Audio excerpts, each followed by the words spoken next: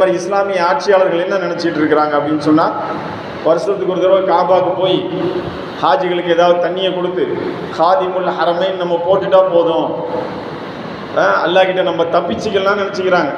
அல்லாஹ் அதையும் திருமறையில் ஒரு வசனத்தில் குறிப்பிட்டு காட்டுகின்றான்.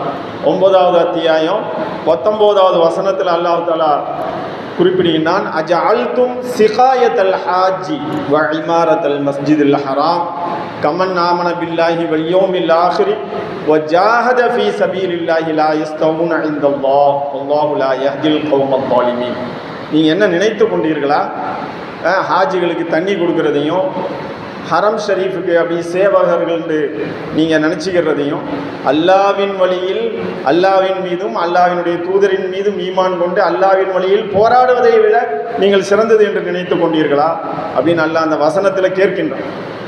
அப்போ கண்ணியத்திற்குரியவர்களே, அவங்க என்ன ஒரு கற்பனையில் வாழ்ந்துட்டு இருக்கிறாங்க.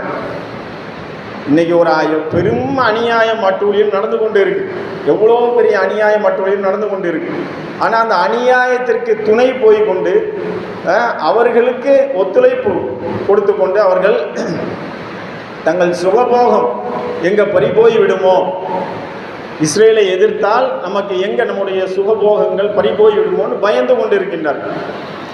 நேற்று கூட இஸ்ரேலினுடைய பாதுகாப்பு அமைச்சர் ஒரு பேட்டி ஒன்று கொடுக்குறார். இதில் வேற சவுதி அரேபியா பார்த்தீங்கன்னா அவனோட ஒப்பந்தம் போட்டிருக்கு, ஆப்ரஹாம் ஒப்பந்தம் அப்படின்னு. இன்னும் ஒப்பந்தம் வெளிப்படையாக போட இல்லை, போடுறதுக்கான முயற்சிகள் நடந்துகிட்ருக்கு. சுமூகமான உறவு இருக்குது. அவன் என்ன சொல்கிறான்டா, பாலஸ்தீனத்தை தனி நாடாக ஆக்க வேண்டும் என்று சவுதி அரேபியா சொல்லுமே ஆனால் அவர்கள் கடந்த காலத்தில் ஒட்டகத்தை மேய்ச்சாங்க இல்லையா, அதே மாதிரி இனி ஒட்டகத்தை மேய்க்க வேண்டியதான் அவன் சொல்கிறான்.